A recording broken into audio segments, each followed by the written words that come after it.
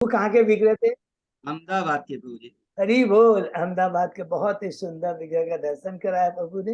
हनुमान जी का आपने देखा, भक्त वत्सल हनुमान, हरि बोल, कितना सुंदर उनकी भक्ति भाव। हरि बोल।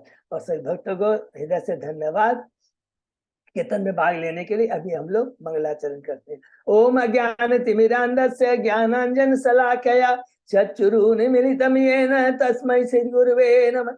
श्री चैतन्य मनोभीष्टं स्थापितं येन भूतले स्वयं रूप कदा मह्यं ददाति स्वपदान्तिकं। वन्देऽहं श्री गुरु श्री युगपद कमलं श्री गुरु वैष्णवांच श्री रूपं साग्र जातं सहगना रघुनाथं वितं तं सजीवं स्वादेतं सावभूतं परिजं सहितं कृष्ण चैतन्य देवं श्री राधा कृष्ण बादान सहगना ललिता श्री विशाखा वितांत नम ओम विष्णुपादाय कृष्ण पृष्ठाय भूतले श्रीमते भक्ति वेदांत स्वामिन इति नामने। नमस्ते सरस्वती देवे गौरवाणी प्रचारिणे निर्विशेषा शून्यवादी पाश्चात देश धारिणी वांछा कल्पतरुभ्यश्च कृपा सिन्धुभ्येव च पतितानां पावनेभ्यो वैष्णवेभ्यो नमो नमः। नमो महावदान्याय कृष्ण प्रेम प्रदायते कृष्णाय कृष्ण चैतन्य नामने गौरतिसे नमः। हे कृष्ण करुणा सिंधु दीन बंधु जगतपते गोपेश गोपिका कांत राधा कांत नमस्तुते। तप्त कांचन गौरांगी राधे बिंदाबनेश्वरी विषभानुसुते देवी प्रणमामि हरिप्रिये। नीलांचल निवासाय नित्याय परमात्मने बलभद्र सुभद्रायां जगन्नाथाय ते नमः। जय श्री कृष्ण चैतन्य प्रभु नित्यानंद श्री अद्वैत गदाधर श्रीवासादि गौर भक्तवृंद। हरे मुखम करोति वाचालम पंगुलंगे यत्कृपातमहं वंदे श्री गुरुम दीनतारिणं परमानंद माधवम श्री चैतन्य ईश्वरं। हरे कृष्ण कृष्ण कृष्ण हरे हरे हरे राम राम राम हरे हरे। श्री मंगलाचरण की जय। शिला प्रभुपाद की जय। हरे कृष्णा। आज के इस भागवतम चर्चा में सभी भक्तों का हार्दिक स्वागत है। सभी भक्तों के चरणों में मेरा सादर दंडवत प्रणाम है। राधा गोविंद राधा माधव गुरु आचार्य परम वैष्णव परम साधु परम भागवत की असीम कृपा हम लोगों के ऊपर है। हम सब लोग मिलकर श्रीमद् भागवतम की चर्चा कर पा रहे हैं। अभी हम लोग कैंटो 4 के 25वें अध्याय में राजा पुरंजन के गुणों का वर्णन 24 अध्याय कंप्लीट किए, संक्षेप में दोहराते हैं। प्रथम अध्याय स्वयंभू मनु की पुत्रियों का वर्णन, द्वितीय अध्याय में है दक्ष का शिव को अभिशाप, तीसरे अध्याय में हमने पढ़ा माता सती और शिव का संवाद, चौथे अध्याय में है माता सती का देह त्याग, पांचवें अध्याय में है भगवान शिव द्वारा दक्ष के यज्ञ का विध्वंस करना, छठवें अध्याय में हमने पढ़ा ब्रह्मा जी किस प्रकार कैलाश धाम जाकर कर करके शिव को मनाते हैं कि यज्ञ संपन्न होना बहुत जरूरी है, भगवान विष्णु की प्रसन्नता के लिए है और ब्राह्मण की हत्या नहीं होनी चाहिए। सातवां अध्याय है दक्ष द्वारा यज्ञ का संपन्न होना। और 8 यहाँ पर समाप्त होता है प्रथम पड़ाव। दूसरे पड़ाव में प्रवेश करते हैं जिसमें स्वयंभू मनु के पुत्र वंशावली के बारे में उत्तानपाद और प्रीवत। तो उत्तानपाद से शुरू करते हैं। 8वां अध्याय शीर्षक है ध्रुव महाराज का गृह त्याग और वनगमन। किस प्रकार ध्रुव महाराज भगवान की कृपा से माता सुनीति के आज्ञा से उनके मार्गदर्शन से घर छोड़ के जाते हैं। नारद मुनि से ओम नमो भगवते वासुदेव का मंत्र प्राप्त कर कर कर करके 6 महीने तक मधुबन में यमुना नदी के तट पर ओम नमो भगवते वासुदेव मंत्र का जप करते हैं, भगवान को प्रसन्न करते हैं। 9वें अध्याय में प्रवेश करते हैं। शीर्षक ध्रुव महाराज का अपने महल को वापस जाना, किस प्रकार भगवान से कृपा प्राप्त के आशीर्वाद प्राप्त कर करके अपने महल को लौट जाते हैं। और उत्तानपाद जब देखते हैं उनका पुत्र सिंहासन पर बैठने के योग्य हो जाता है तो घर छोड़ के चले जाते हैं। 10वें अध्याय में प्रवेश करते हैं ध्रुव महाराज का यक्षों के संग युद्ध के। किस प्रकार ध्रुव महाराज जब पता लगता है कि उनका भाई उत्तम यक्षों के द्वारा मारा जा चुका है, उनसे युद्ध करते हैं। 11वें अध्याय में प्रवेश करते हैं। स्वयंभू मनु की ध्रुव महाराज को सलाह कि किस प्रकार ध्रुव महाराज क्रोध के वश में, काम क्रोध के वश में, रजोगुण के प्रभाव में आकर कर यक्षों को अंधाधुंध मारना शुरू करते हैं। तो श्यामो में आकर कहते हैं ये कार्य उचित नहीं है, एंड जो भी कार्य क्रोध की अग्नि में आके किया जाता है वो अच्छा नहीं। और इस क्रोध की अग्नि को दबाने के लिए हमें भगवान के नाम गुणगान का श्रवण कीर्तन करना चाहिए। एकमात्र यही रामबाण दवा है। 12वें अध्याय में प्रवेश करते हैं। शीर्षक है ध्रुव महाराज का भगवान के बैकुंठ लोक को जाना, कि किस प्रकार ध्रुव महाराज भगवान की भक्ति कर करके स्वयं मनु से सलाह प्राप्त करके, कुबेर जी से आशीर्वाद प्राप्त कर करके, और अपने अंतिम समय में बद्रिकाश्रम में जा करके भगवान की भक्ति कर करके भगवान के बैकुंठ लोक को चले जाते हैं। दूसरा पड़ाव खत्म होता, तीसरा पड़ाव शुरू होता है 13वें अध्याय से ध्रुव महाराज की वंशावली। और उसमें हमने देखा कि उनके वंश में वत्सर, उनका छोटा पुत्र राज सिंहासन पर होता है, और उसके वंशावली में एक महान राजा अंग आते हैं। वो भी अपने महल को छोड़ के चले जाते हैं अपने कुपुत्र बहन के नास्तिकता, अधर्मिकता को देख करके। 14 अध्याय में प्रवेश करते हैं। शीर्षक है राजा बैन की कथा। जब अंग महाराज अपने महल छोड़ के चले जाते हैं तो ऋषियों के पास कोई उपाय नहीं रहता है। बैन को राजगद्दी पर बैठाते हैं, लेकिन उसके अधार्मिक सारे धार्मिक कर्तव्यों को बंद कर देता है, क्रूरता का व्यवहार करता है, तुरंत उसको अपने हुंकार से मार देते हैं। और अंत में उसके 100 की जांघों का मंथन कर करके एक निषाद जाति उत्पन्न होता है जो सदैव पाप कर्म में निमृत रहता है। 15वें अध्याय में प्रवेश करते हैं। महाराज पृथु का प्राकट्य एवं उनका अभिषेक, कि किस प्रकार ऋषि मुनि बैन के शरीर के बाहों का मंथन करते हैं, एक कपल उत्पन्न होता है। पृथ्वी एवं अर्ची किस प्रकार उनका अभिषेक होता है और किस प्रकार उनका गुणगान होता है। 16वें अध्याय में है बंदी जनों द्वारा ध्रुव महाराज की प्रशंसा, जिसमें बंदी जन पृथ्वी महाराज को कहते हैं, हे पृथ्वी महाराज, आपका जो गुणगान हो रहा है शास्त्र के अनुसार है, गुरु आचार्य की आदेश के अनुसार है। पृथ्वी महाराज प्रसन्न हो जाते हैं और कहते हैं आप पृथ्वी का दोहन करेंगे, पृथ्वी को समतल करेंगे, 100 अश्वमेध यज्ञ करेंगे, आप चतुष्कुमारों में सनत कुमार से ज्ञान प्राप्त करेंगे और प्रजा को 3 तापों से मुक्त करेंगे। 17वें अध्याय में है शीर्षक पृथ्वी महाराज का पृथ्वी पर कुपित होना। इस प्रकार पृथ्वी को एक शिक्षा, पृथ्वी के माध्यम से हम जीवों को शिक्षा देते हैं कि हमारे पास में, देवताओं के पास में जो कुछ भी हम करते हैं तो भगवान की शक्ति है। सर्वस्व चाम हृदय समेत मत स्मृति ज्ञान, जो कि हम सर्वस्व प्रभु मत, सब कुछ जो भगवान कहते हैं जो कुछ भी है वो मेरे चलते हैं। और तुम कहती हो कि तुम्हारे बिना हमारे नागरिकों को अन्न नहीं मिलेगा, ये तुम्हारा भ्रम है, मैं अपनी योग शक्ति से प्रजा का पालन करूंगा। हरि बोल। 18वें अध्याय में प्रवेश करते हैं। ध्रुव महाराज का पृथ्वी का दोहन, इस प्रकार पृथ्वी का दोहन करते हैं, पृथ्वी को समतल करते हैं और ग्रामों की सुंदर व्यवस्था करते हैं। 19वें अध्याय में प्रवेश करते हैं। पृथ्वी महाराज के 100 अश्वमेध यज्ञ, किस प्रकार पृथ्वी महाराज अश्वमेध यज्ञ करते हैं और 100वें अश्वमेध में किस प्रकार इंद्र उस यज्ञ में बाधा डालता है। ईर्ष्यावश भगवान इंद्र पृथ्वी महाराज नाराज होते हैं, उसको दंड देने की सोचते हैं, लेकिन ब्रह्मा जी आकर के कहते हैं ये कार्य उचित नहीं है, जो अधर्म को प्रोत्साहन दिए। 20वें अध्याय में प्रवेश करते हैं। पृथ्वी महाराज के यज्ञ स्थिति में भगवान विष्णु का प्राकट्य, और विष्णु भगवान हम बद्ध जीवों को पृथ्वी महाराज के माध्यम से शिक्षा देते हैं कि जो भगवान का उच्च कोटि का भक्त होता है, मुक्त पुरुष होता है, 3 गुणों से ऊपर होता है, वो कभी भी माया के बस में नहीं आ सकता। हे पृथ्वी महाराज, तुमसे यह आशा नहीं की जाती। पृथ्वी महाराज क्षमा मांगते हैं और भगवान कहते हैं तुम मेरे परम भक्त हो, मुझसे आशीर्वाद मांगो। एक ही वर मांगते हैं कि मुझे 10 लाख कान दीजिए, जिससे मैं आपके शुद्ध भक्तों के मुखारबिंद से आपके नाम भूल लीलाओं का स्मरण कीर्तन कर सकूं। हरि बोल। 21वें अध्याय में प्रवेश करते हैं। शीर्षक है पृथु महाराज का अपने नागरिकों को उपदेश। भगवान से आशीर्वाद प्राप्त करते थे, पृथु महाराज अपने महल में जाते हैं, एक और यज्ञ शुरू करते हैं। पूरे ब्रह्मांड से सारे नागरिक आते हैं और उन्हें एक ही शिक्षा देते हैं, वर्णाश्रम धर्म का पालन जरूरी है, लेकिन वर्णाश्रम धर्म का पालन करने का मुख्य उद्देश्य है भगवान की भक्ति करना। चाहे कोई भी किसी वर्ण आश्रम हो, उद्देश्य एक ही है, लक्ष्य एक ही है, भगवान की भक्ति करना।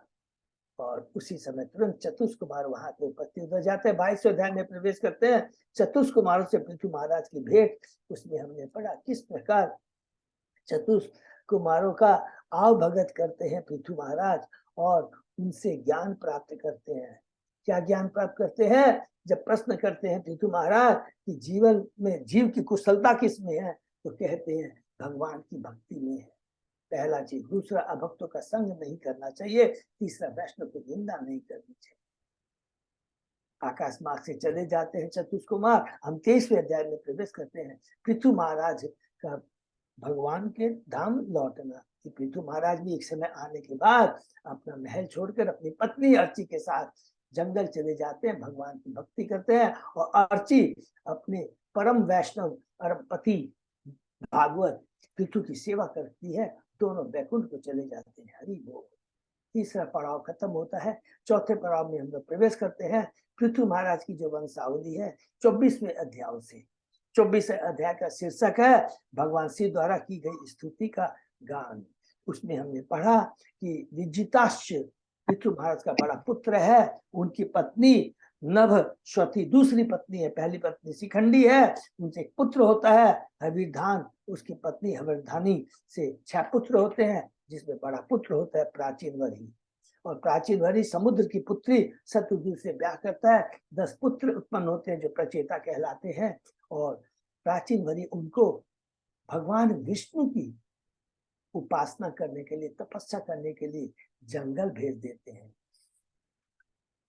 चूंकि भगवान की भक्ति के लिए जाते हैं, तुरंत शिव जी आते हैं और उनको कहते हैं कि मैं भक्तों से बहुत, तुम जैसे भक्तों से बहुत प्रसन्न हूँ। और उन्हें रुद्र गीत के बारे में बताते हैं। बहुत ही सुंदर हमने पढ़ा रुद्र गीत के बारे में। इसमें 4 भाग है हमने पढ़ा। पहला कि वो वसुदेव से प्रार्थना करते हैं, चतुर्भुज जो प्रथम चतुर्भुज वसुदेव से कि मेरी जो कॉन्शियसनेस है, चेतना को शुद्ध करे। संकंसन से प्रार्थना करते हैं मेरा मिथ्या अहंकार को नष्ट करे।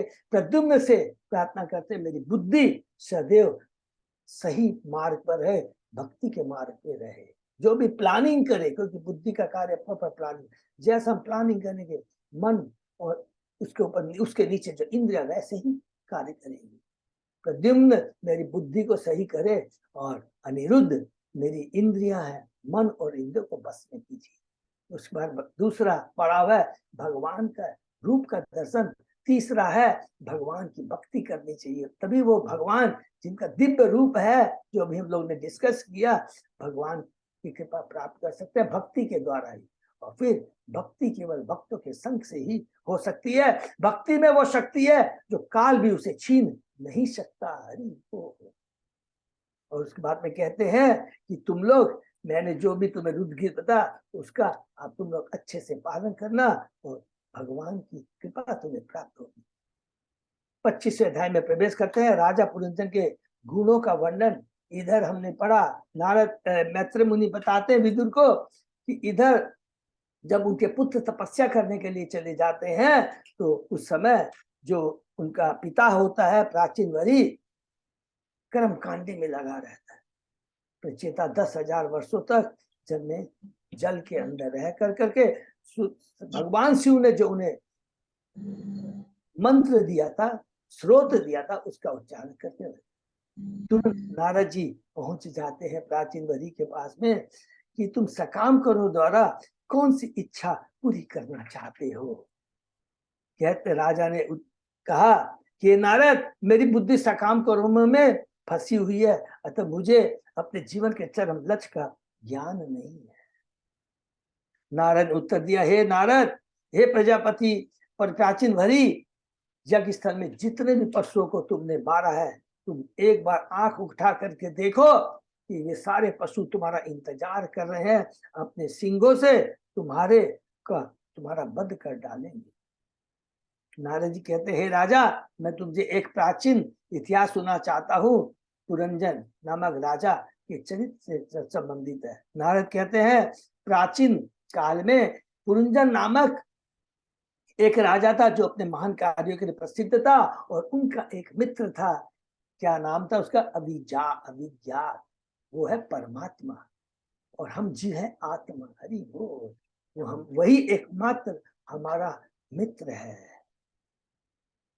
राजा पुरंजन अपने रहने के लिए उपयुक्त स्थान खोजने लगा और वह सारा संसार घुमाया, फिर भी उसको अपनी इच्छा के अनुसार कोई स्थान नहीं मिला। जीव जरा घूमता रहता है और अंत में अपनी उसकी इच्छाएं असीम होती है, और उन इच्छाओं को घूमते हुए भारतवर्ष नामक देश के एक नगर देखा जिसमें चारों ओर 9 द्वार थे। अब इस शरीर रूपी नगर का हमने बहुत सुंदर यहाँ पर मैत्र मुनि विदुर जी को बताते हैं, अलग अलग डिटेल बताते हैं। पूरा नगर हमने डिटेल में पढ़ा, और उसमें हमने पढ़ा कि एक बुद्धि के बारे में, स्त्री बच्चों के भरपूर परिवार की तुलना शांत वातावरण से अलग अलग बने स्त्री है, उसके बारे में कि स्त्री के नाक, दांत तथा मस्तक सभी अति सुंदर थे। उस स्त्री के बारे कहते हैं पुरंजन उस स्त्री की बाहों तथा मुस्कान से अत्यधिक आकृष्ट हुआ। यहाँ पर प्रभुपाद जी कहते हैं प्रत्येक जीव को छूट है कि वह प्रकृति द्वारा आकृष्ट हो या फिर वीर की तरह आकर्षण का विरोध करे। इंद्रियों का दास बनकर के मनुष्य महान भौतिक वीर बन सकता है, और इंद्रियों का स्वामी बनकर वह अत्यधिक वीर अथवा गोस्वामी बन सकता है। फिर हमने दूसरा कल पढ़ा था, उसके पहले दिन पढ़ा, बहुत सुंदर। पुरंजन स्त्री से प्रश्न करता है, पूछता है तुम कौन हो, तुम किसकी पुत्री हो, तुम कहां से आ रही हो, तुम्हारा यहाँ आने का प्रयोजन क्या है, तुम क्या करना चाह रही हो, और तुम्हारे ये जो 11 बलिष्ठ अंगरक्षक कौन है। इसके उत्तर में प्रभुपाद जी तात्पर्य में कहते हैं कि मनुष्य का शरीर मिलने पर जीव को आदि स्वरूप के विषय में जिज्ञासा करनी चाहिए। वही वास्तविक मानी बुद्धि है। मैं कौन हूँ, मेरा भगवान से क्या संबंध है, मैं इस भौतिक जगत में कष्ट क्यों पा रहा हूँ।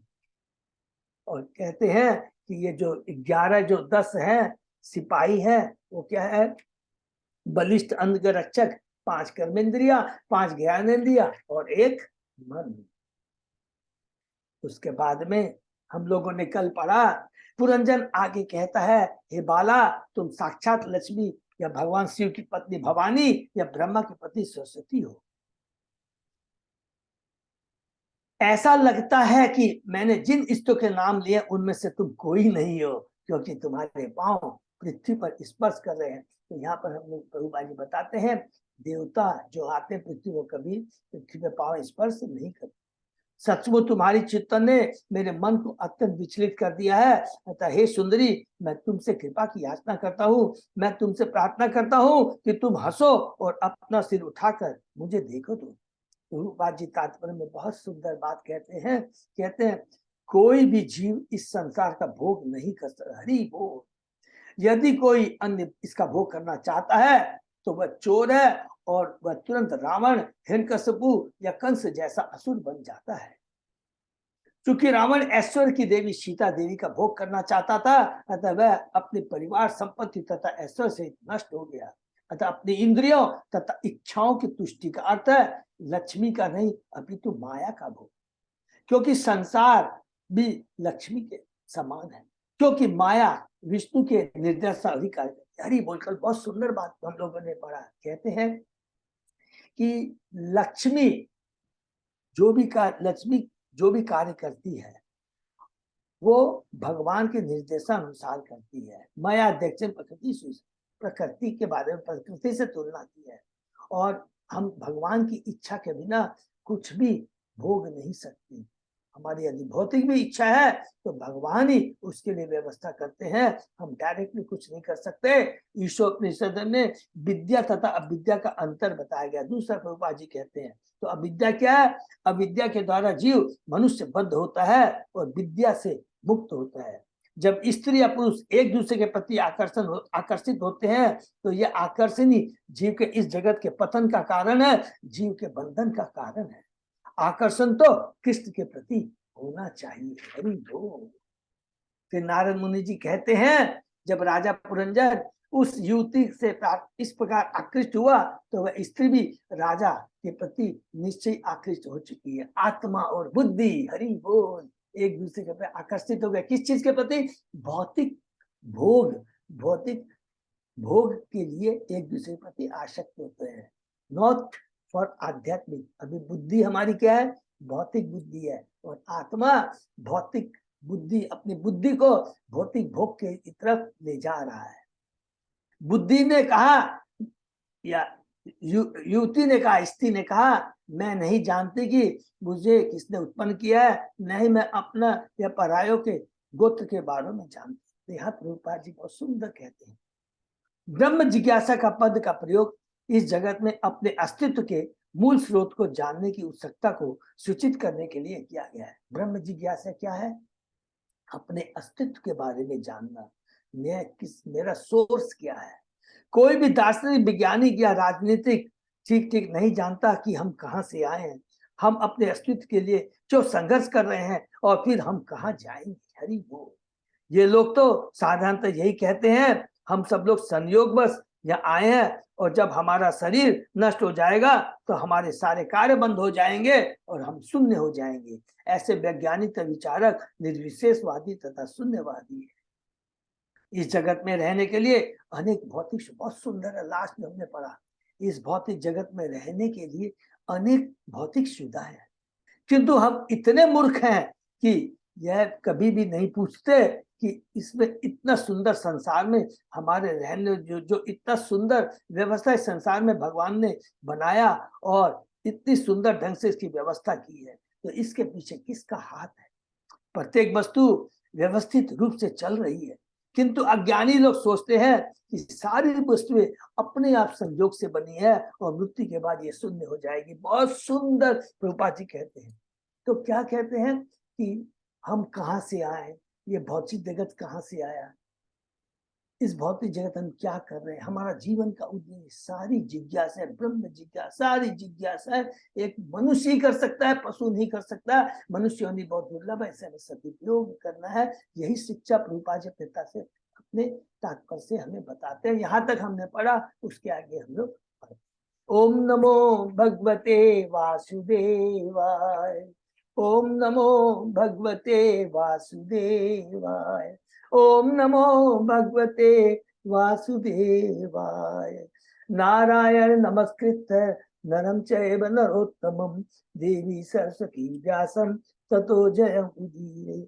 नष्टायेषु अभद्रेषु नित्यं भागवत सेवया भगवती उत्तम श्लोके भक्ति भवती नैष्ठिकी। कृष्णाय वासुदेवाय देवकी नंदनाय च नंद गोप कुमाराय गोविंदाय नमो नमः। आराधयो भगवान भजेश तनय ततदाम वृंदावनम रमया काचित उपासना व्रजवधु वर्गेण्य कल्पिता। श्रीमद् भागवतम प्रमाणम अमलम प्रेमा पुमर्थो महान। श्री चैतन्य महाप्रभो मतम इदम तत् आदरो न पर। हरे कृष्ण कृष्ण कृष्ण हरे हरे, हरे राम राम राम हरे हरे। कैंटो 4 चैप्टर 25 श्लोक नंबर 34।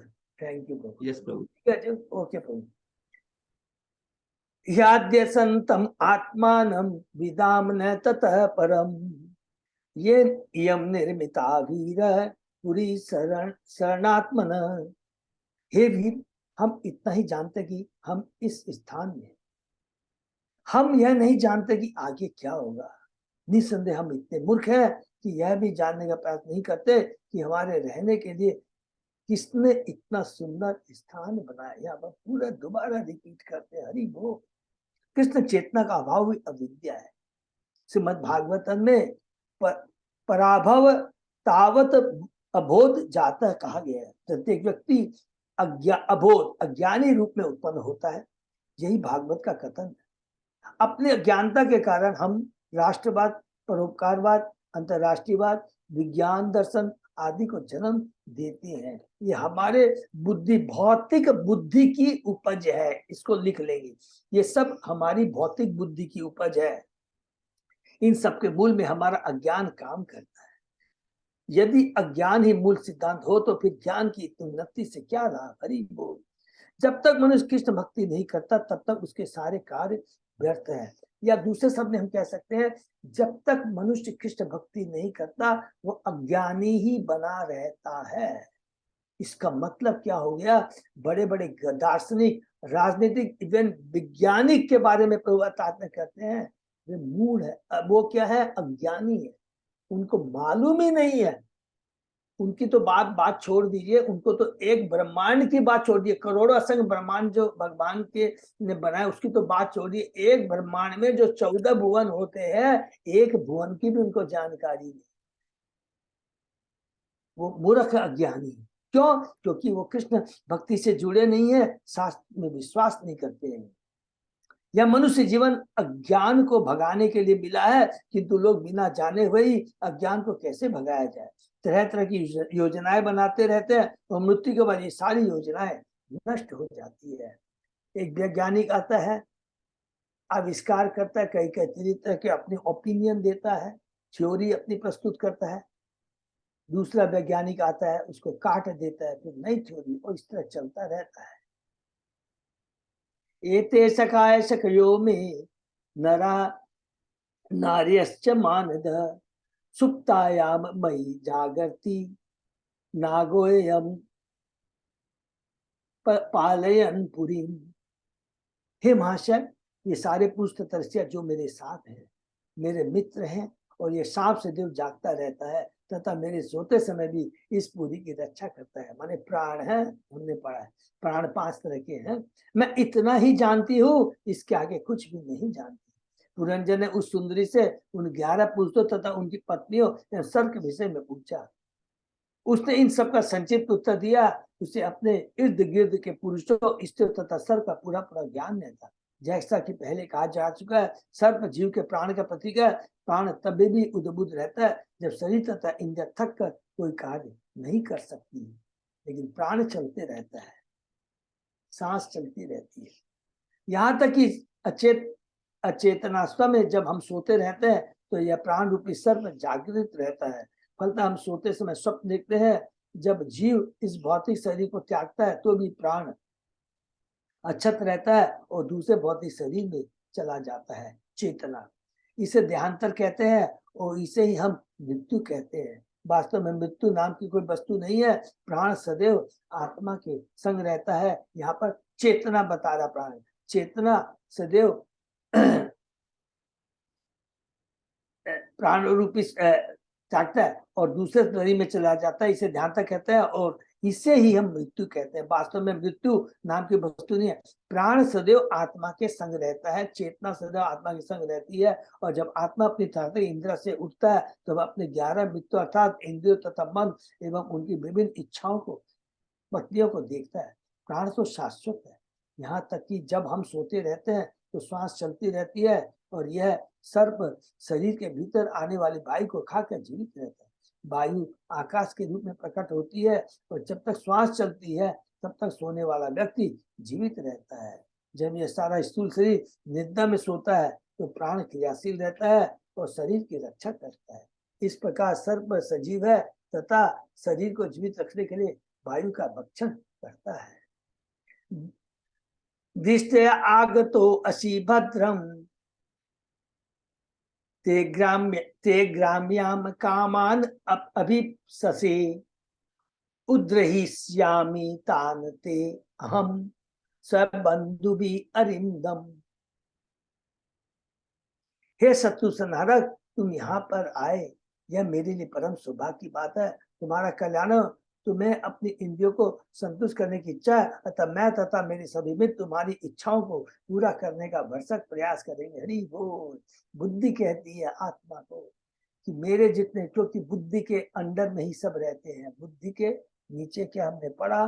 मन, इंद्रिया सब उन बस में रहती है। तो ये सारी तुम्हारी इच्छाओं की पूरा करेंगे। जीव इस जगत में इंद्र तृप्ति के लिए आता है, और उसकी बुद्धि जो स्त्री स्वरूप है उसे यही सही मार्ग बताती है, जिससे से वह मन भर अपनी इच्छाओं को पूरा कर सकते। किंतु वास्तव में बुद्धि तो परमात्मा या श्री भगवान से प्राप्त होती है। हरि बोल। जो प्रत्येक जीव को सारी सुविधाएं प्रदान करते हैं, जैसा कि भगवत गीता में कहा गया, वे सात्विका बुद्धि रेखे कुलनंदन बहुशाखा ही अनंत बुद्धि अवसायी नाम।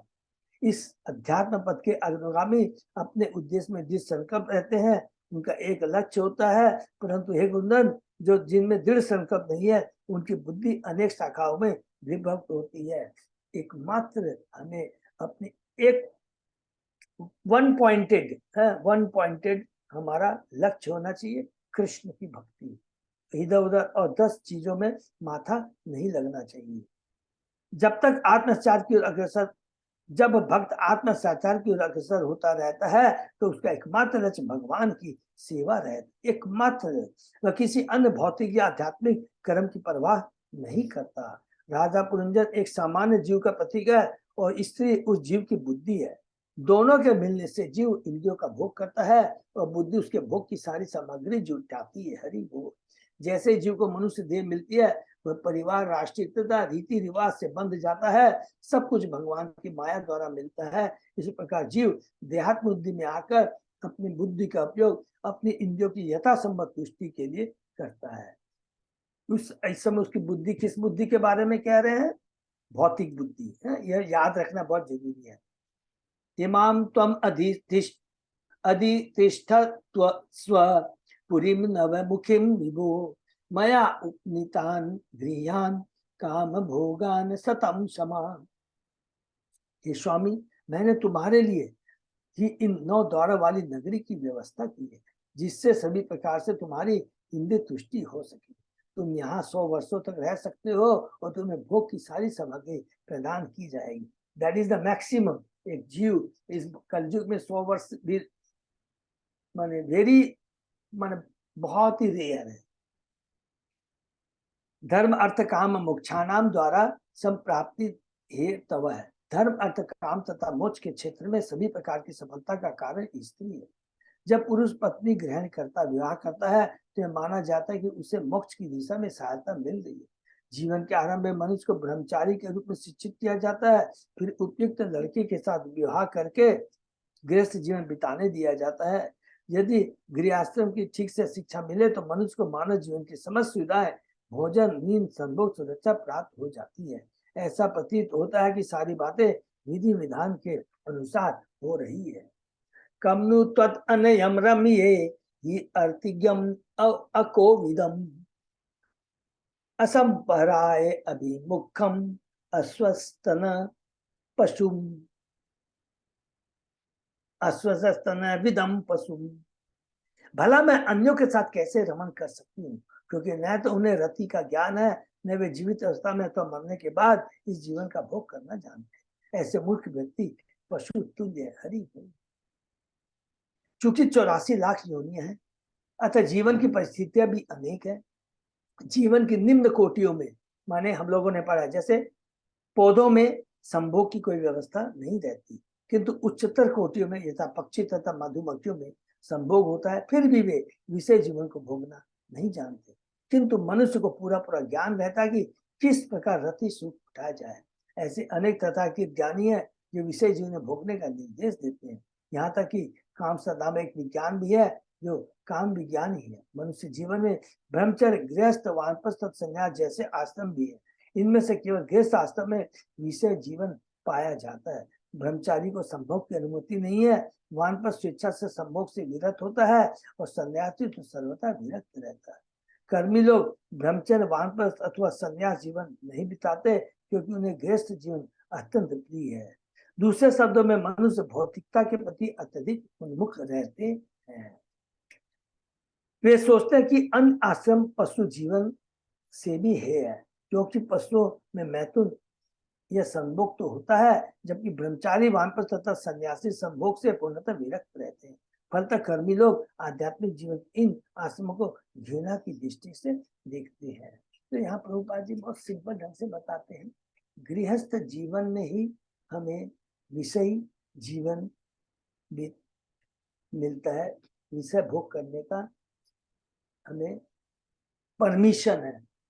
लेकिन ये याद रखें हम सब लोग कि यहाँ पर भी जो गृहस्थ जीवन का उद्देश्य क्या होना चाहिए, कृष्णमय संतान उत्पन्न करना, अपनी इंद्रिय तृप्ति के लिए नहीं, भगवान की तुष्टि के लिए, भगवान के आदेश का पालन करने के लिए कृष्णमय संतान हमें देना है।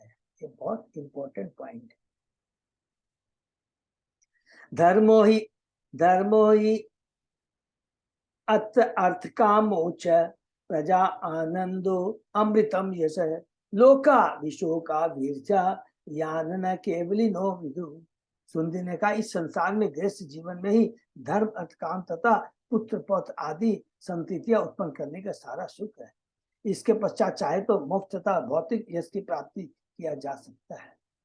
गृहस्थ ही यज्ञ के फल को जान सकता है जिससे उसे श्रेष्ठ लोकों की प्राप्ति होती है। योनियों यात्रियों के लिए यह भौतिक सुख ज्ञात है, वे ऐसे सुख की कल्पना भी नहीं कर सकते। धर्म अर्थ काम मोक्ष ये वास्तव में जीवन का लक्ष्य नहीं है। ये सारी बातें क्या है, भौतिकता की दृष्टि से है। वैदिक आधुनिक के अनुसार मानवीय कर्मों के दो मार्ग हैं, एक प्रवृत्ति मार्ग, दूसरा निवृत्ति मार्ग। इन दोनों मार्गों का मूल सिद्धांत धार्मिक जीवन है। पशु जीवन में केवल प्रवृत्ति मार्ग होता है। बहुत देखिए सुंदर बात है इसको अंदर, पशु जीवन में केवल प्रवृत्ति मार्ग होता है, केवल भोगने का। प्रवृत्ति मार्ग का अर्थ है इंद्रिय सुख भोगना और निवृत्ति का अर्थ है आध्यात्मिक प्रगति। पशुओं तथा असुरों के जीवन में निवृत्ति मार्ग की कोई भावना नहीं पाई जाती और न प्रवृत्ति मार्ग की सचमुच कोई भावना होती है। प्रवृत्ति मार्ग बताता है कि इंद्रिय प्रवृत्ति का पाया जाना बुरा नहीं, किंतु उससे बहुत ध्यान से सुनेंगे कि अगर हमारी प्रवृत्ति भौतिक भोग की भी इच्छा है तो उसमें कोई खराबी नहीं है, किंतु कंडीशन क्या है, उसे वैदिक आदेशों के अनुसार होना चाहिए। हरि बोल। उदाहरण प्रत्येक व्यक्ति में विषय जीवन की प्रवृत्ति होती है, किंतु आसुरी से बिना किसी नियंत्रण के विषय सुख भोगा जाता है। वो क्या है, गृह मेधी होता है। वैदिक संस्कृति में काम विषय सुख वैदिक आदेश भोगा जाता है। इस प्रकार वेद सभ्य मनुष्य को निर्देश देते हैं कि किस प्रकार इंद्रिय तृप्ति की जाए। हरि बोल। अगर हम वेदों के नियम के अनुसार अगर गृहस्थ जीवन का यापन करेंगे तो गारंटी है कि हम सभ्य मनुष्य कहलाएंगे और एक समय के बाद में स्वतः ही हमारा क्या है, चेतना, हमारे में एक जिज्ञासा आएगी कि मनुष्य कब आएगी, जब हम सतोगुण लेवल पे पहुंच जाएंगे। एक जिज्ञासा आएगी कि जीवन का वास्तविक में लक्ष्य क्या है। किंतु वैदिक में काम भोगा जाता। इस प्रकार वेद सभ्य मनुष्य को निर्देश देते हैं कि किस प्रकार इंद्रिय तृप्ति की जाए, किंतु निवृत्ति मार्ग में विषय सर्वथा वर्जित है। सामाजिक व्यवस्था 4 आश्रमों ब्रह्मचर्य गृहस्थ वानप्रस्थ संन्यास में बटी है और इनमें से केवल गृहस्थ आश्रम में प्रवृत्ति मार्ग का अनुसरण किया जाता है। फिर से रिपीट कर देते हैं, प्रवृत्ति मार्ग का भोगने का उद्देश्य गृहस्थ आश्रम में भी एक उद्देश्य होता है, कृष्णमय संतान उत्पन्न करना। वह भी वैदिक आदेशों के अनुसार। अन्य 3 आश्रमों ब्रह्मचर्य वानप्रस्थ एवं संन्यास में काम के लिए कोई सुविधा नहीं है। इस श्लोक में स्त्री केवल प्रवृत्ति मार्ग की वकालत कर रही है और निवृत्ति मार्ग के लिए हतोत्साहित कर रही है, क्योंकि ये भौतिक बुद्धि है। भौतिक बुद्धि क्या है, खाली भोगना चाहती है।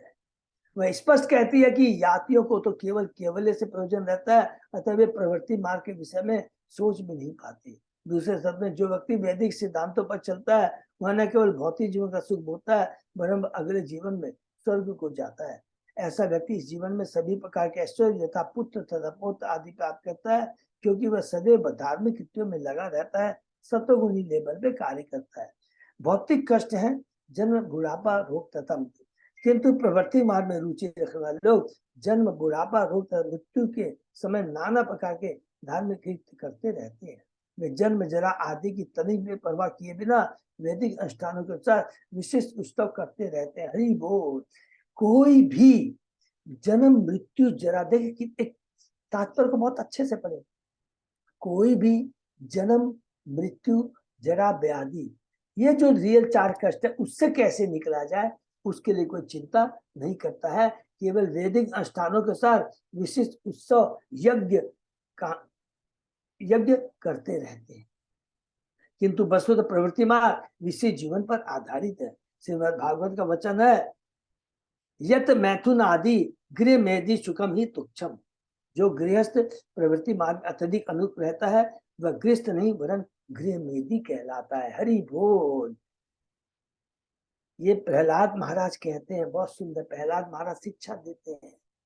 और उसके अंदर में और दूसरी लाइन में वो कहते हैं, कंडुनेन करोरिव दुख दुखम। ये जो भौतिक भोग है खुजली के समान है। जब हमको कोई खुजली होती है, हम जितना उसको खुजली करते रहते हैं बड़ा आनंद आता है।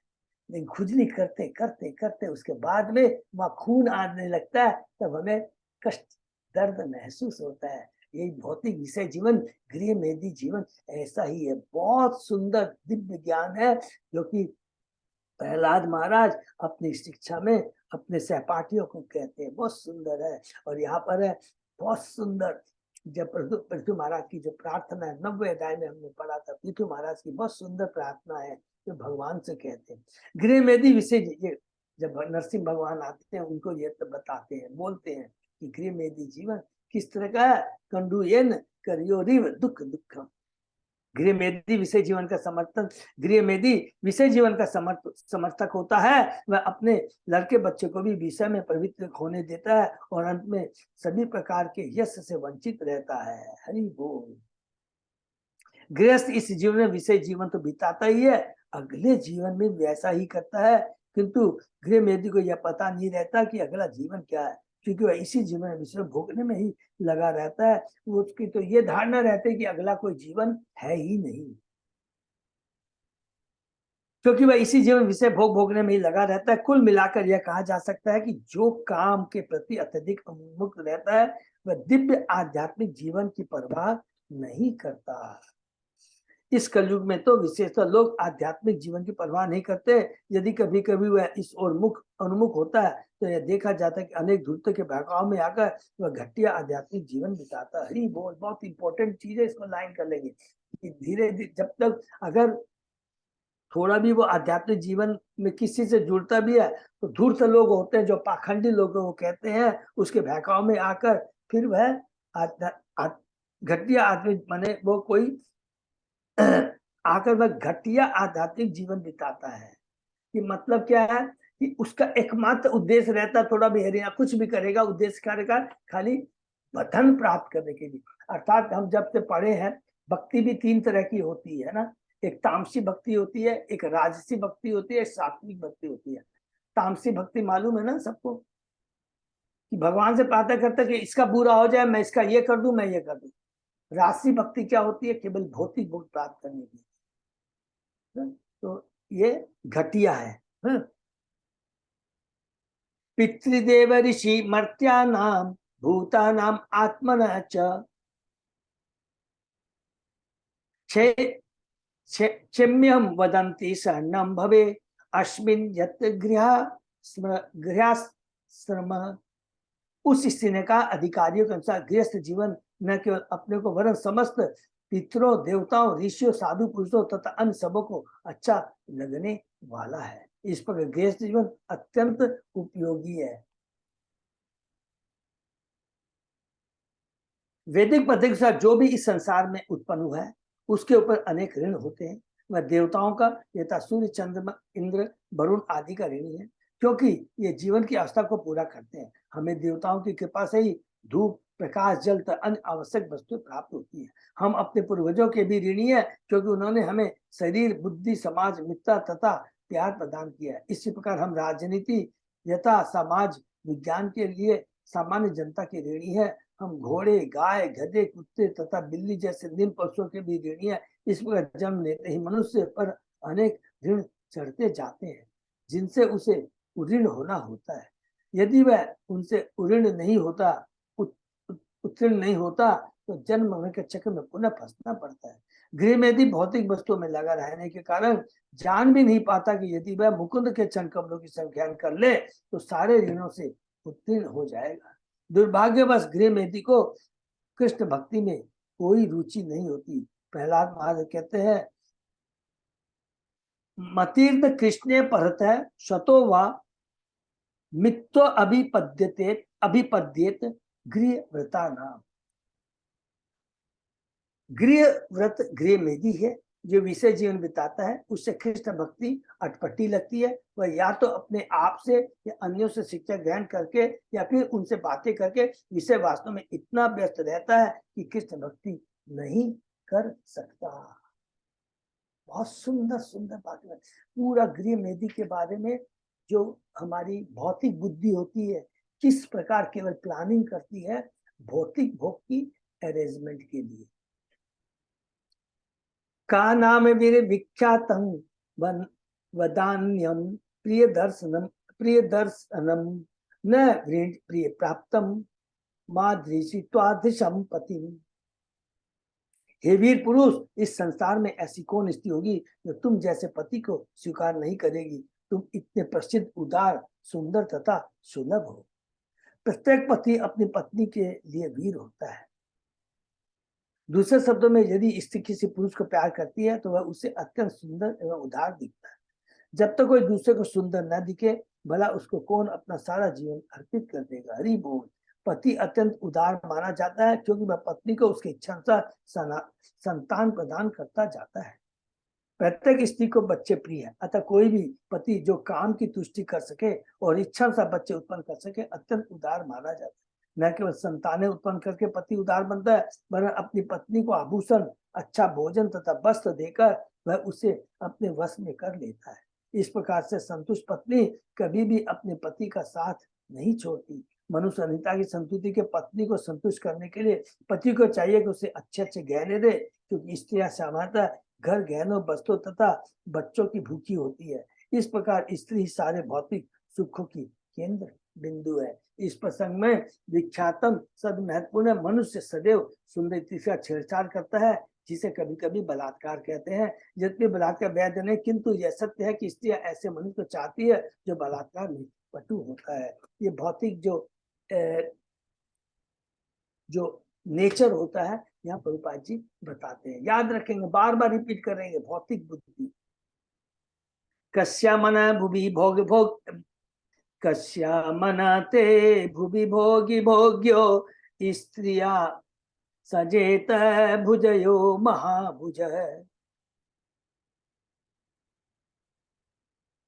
यो अनाथ वर्गादि मलम घृणो दत्त स्मितावलोकेन चरति अपोहितुम। हे महाभावु, इस संसार में ऐसा कौन है जो तुम्हारी सर्प के शरीर जैसी भुजाओं से आकृष्ट न हो जाए। वास्तव में तुम अपनी मोहक मुस्कान तथा अपनी छेड़छाड़ से हम जैसी पतिहीन स्त्रियों के संताप को दूर करते। हम सोचते हैं कि तुम केवल हमारे कल्याण के लिए पृथ्वी पर विचरण कर रही है। जब किसी पतिहीन स्त्री के साथ कोई पुरुष छेड़छाड़ करता है तो वह इसे कृपा समझती है। स्त्रियां सामान्यतः पुरुषों की लंबी लंबी भुजाओं से अत्यधिक आकर्षित होती है। सर्प का शरीर गोल होता है और पूंछ की ओर पतला होता जाता है। मनुष्य की सुंदर भुजाएं स्त्रियों को सर्पों की भांति प्रतीत होती है और वे ऐसी भुजाओं का आलिंगन करना चाहती है। इस श्लोक में अनाथ वर्ग का शब्द अत्यंत सार्थक है। नाथ का अर्थ है पति और अ का अर्थ रही। जिस तरुण के पति नहीं होता वह अनाथ कहलाती है, अर्थात उसकी रक्षा करने वाला कोई नहीं होता। किशोरावस्था प्राप्त करते ही स्त्री के मन में काम वासना हिलोरे लेने लगती है, अतः पिता का धर्म है कि वह साधनी आते ही वह अपनी पुत्री का विवाह कर दे, अन्यथा पति न होने से वह अत्यधिक संतप्त रहेगी। इस आयु में जो भी व्यक्ति उसकी कामना को प्रतीत कर दे वही उसके लिए संतोष देने वाला बन जाता है। यह मनोवैज्ञानिक तथ्य है कि यह संधि में जो भी व्यक्ति स्त्री की कामना को प्रतीत कर दे उसे वह आजीवन प्यार करेगी, चाहे वह जो भी हो। इस प्रकार इस संसार में तथाकथित प्रेम, काम, तुष्टि करती और कुछ नहीं। देखिए कितनी बड़ी कटु सत्यता को प्रभुपाद जी यहाँ तात्पर्य बताते हैं। नारद वाच इति तो दंपति तत्र समुद्य समयम मित ताम प्रविश्य पुरी राजन मुमुदाते शतम क्षमा। नारद मुनि ने कहा, हे राजा, ये दोनों स्त्री तथा पुरुष एक दूसरे का पारस्परिक सौहार्द द्वारा समर्थन करते हुए उस नगरी में प्रविष्ट हुए और उन्होंने 100 वर्षों तक जीवन का सुख भोगा। कितना सुंदर, देखिए अभी हम लोगों ने पूरा पढ़ा है।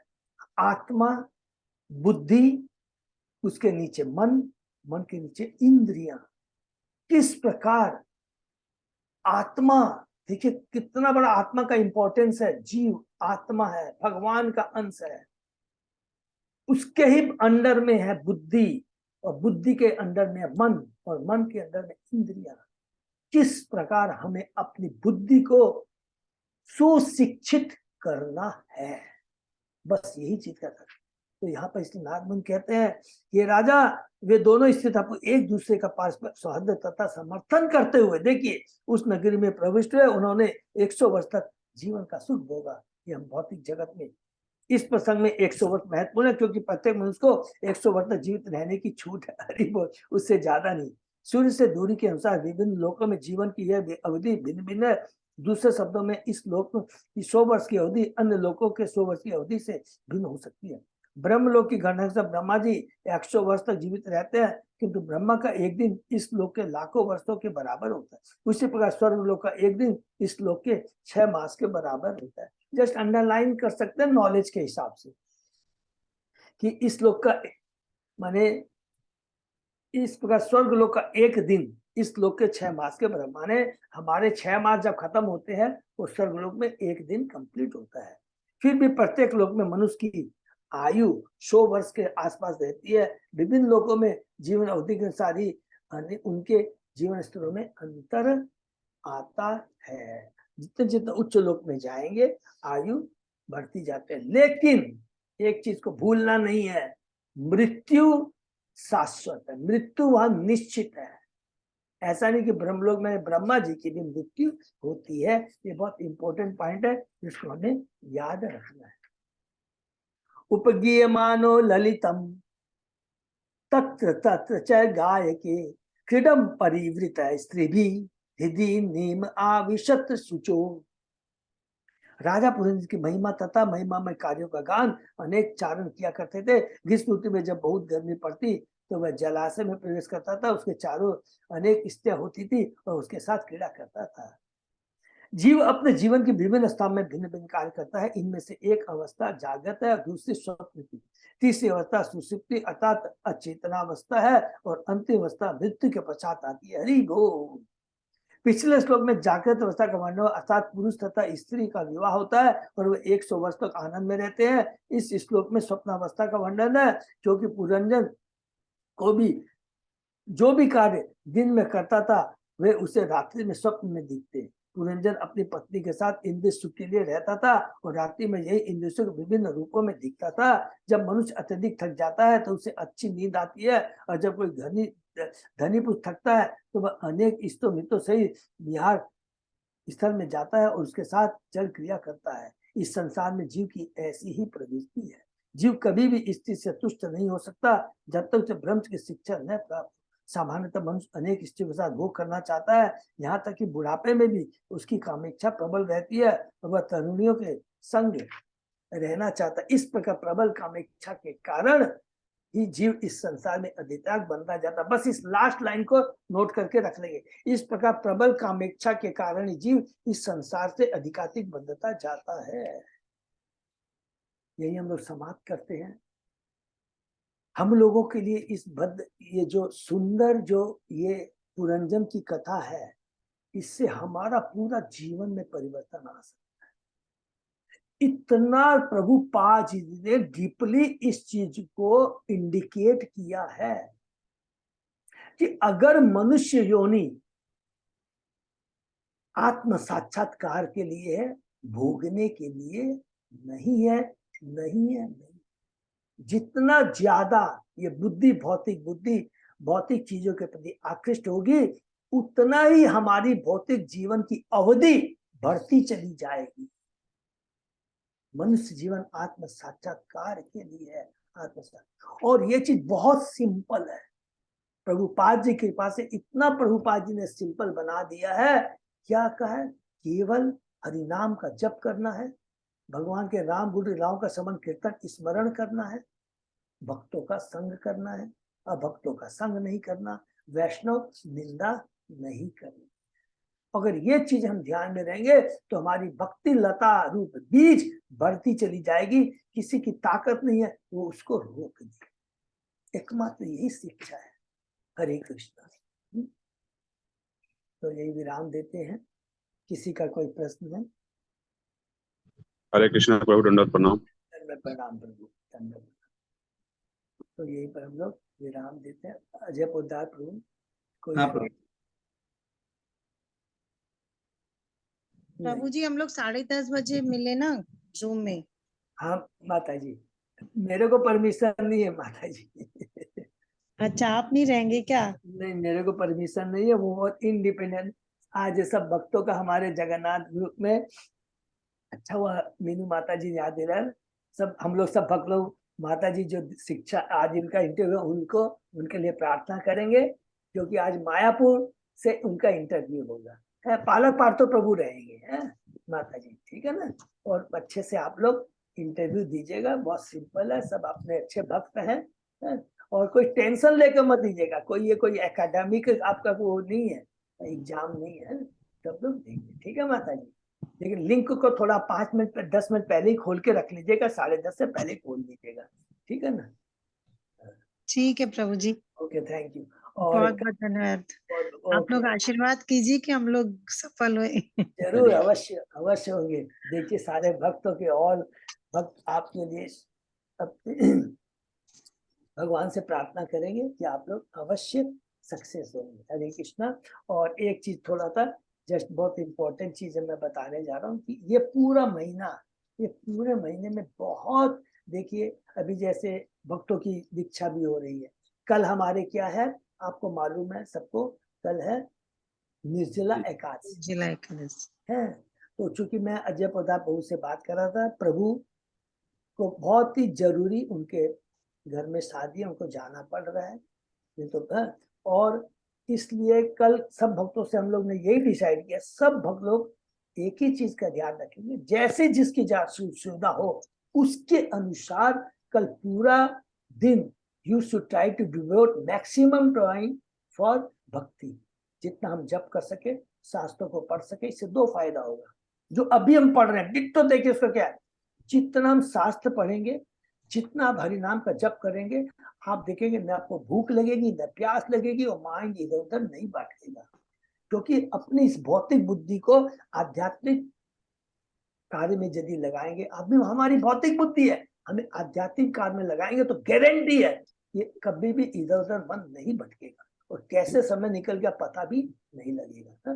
तो ग्रुप में भी कर सकते हैं, कई बार जैसे संतोष माता जी भी करती है, ग्रुप में कर करके ये तो 64 माला करती है। तो कृपा कर करके, पहले प्रोग्राम था कि हम लोग कालिंदी में करेंगे, लेकिन अनफॉर्चुनेटली ये नहीं हो पा रहा, तो सब लोग अपने ग्रुप में या इंडिविजुअली करें। तो ग्रुप में यदि कर लेंगे तो बहुत अच्छा, नहीं तो इंडिविजुअली करेंगे। एक ही रिक्वेस्ट है खाली, दूसरे कोई भी भौतिक कार्य नहीं लेंगे, ये प्लीज, ये एकदम इस चीज को तो एकदम मन में कि नहीं भाई कल निर्जला एकादशी है, मैं मैक्सिमम टाइम अपना इसमें ही दूंगी।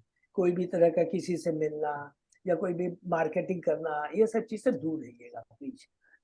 ज्यादा डायरेक्ट जितनी भी हो, खाली सेवा में अपने को निवृत्त करना। हरे कृष्ण। किसी का कोई प्रश्न इसके ऊपर में? तो प्रभु कल क्लास करना है ना? हाँ क्लास तो प्रभु कंटिन्यू कर ही सकते। हाँ हरी बोल। तो हम लोग कल क्लास कंटिन्यू करेंगे, और उसके बाद में वो पूरा दिन भर कंटिन्यू रहेगी, भक्ति के रूप में, जपमाला के रूप में, शास्त्र अध्ययन के रूप में, ठीक है ना। हरे कृष्णा, थैंक यू। तो कल से रिकॉर्डिंग कोई अन्य भक्त कर लेंगे। मैं जैसे अच्छा सॉरी, मैं जैसे संभव होगा मैं बीच में ज्वाइन करता रहूंगा, देख लूंगा जैसे। तो दायित्व श्री संगीता राधा देवी दासी माता जी देंगी। हरि बोल। तो श्री संगीता राधा देवी दासी माता ये 3 बार हरि बोल, हरि बोल, हरि बोल, हरि बोल, हरि बोल। माता जी में लेती है। और माता जी आप अजय प्रसाद प्रभु से टच में रहिएगा, है तो वो बताते रहेंगे कैसे क्या, कि जिस दिन वो कर पाएंगे नहीं पाएंगे तो कोई कंफ्यूजन नहीं रहेगा। हरे कृष्णा। और एक अनाउंसमेंट और था प्रभु जी कि अपने 1 जुलाई से भक्ति शास्त्री भी ऑनलाइन वापस शुरू होने वाली है। कल हाँ मैसेज हाँ आया हाँ, था हरि मुझे। बोल, तो हरि कोई बोल। भक्त जो करना चाह रहे हैं तो वो थोड़ा अपने आप को तैयार कर सकते हैं। हाँ 1 जुलाई से भक्ति शास्त्री को ऑनलाइन होने जा रहा है। और जो भक्त लोग फिजिकली नहीं कर पा सकते हैं कोई कारण से, तो वो ऑनलाइन कर सकते हैं क्या? हैं। हम लोग कर सकते हैं प्रभु? हाँ, क्यों नहीं कर सकते? क्यों नहीं कर सकते हैं प्रभु? जरूर कर सकते हैं, बिल्कुल कर आप तो सकते इतने हैं। अच्छे भक्त, क्यों नहीं कर सकते? देखिए ये यादें बहुत माने अच्छा अपॉर्चुनिटी, इसका पूरा प्लीज सब लोग लाभ उठाएंगे। अच्छा वजह पर प्रभु ने याद दिला दिया मुझको, ठीक है ना। और उसके बाद में अच्छा हुआ याद आ गया, 4 तारीख को स्नान यात्रा सबको मालूम है ना। और स्नान यात्रा के लिए भी दोनों प्रभु दोनों जगह होगा ना प्रोग्राम। मैं अजय एक्चुअली प्रताप डिटेल्स नहीं लिया हूँ, तो मैं अपडेट कर दूंगा आज या कल भी पता करके। ओके करेगा तो प्रभु पोस्ट कर देंगे, प्रभु जी हाँ। फेस्टिवल कमेटी के मेंबर है, वो पोस्ट कर देंगे। तो 99% जैसे कि हमारे गुरु सरदे रोड में भी सेलिब्रेट होगा और मंदिर में भी सेलिब्रेट होगा, ठीक है ना। किसी को कोई कंफ्यूजन होगा वो अजय प्रताप प्रभु से बात कर लेंगे या मेरे से भी बात कर सकते हैं, क्योंकि चूंकि अजय प्रताप प्रभु 4 तारीख को यहाँ नहीं है, ठीक है ना। तो आप लोग हरे कृष्णा, तो यही हम लोग विराम देते हैं। हरे कृष्ण भक्तों का बहुत बहुत धन्यवाद। स्वागत सनी विराम करते हैं। हरि बोल, थैंक यू। हरे कृष्णा, दंडवत प्रणाम प्रभु। हरे कृष्ण, धन्यवाद। हरि बोल, हरि बोल।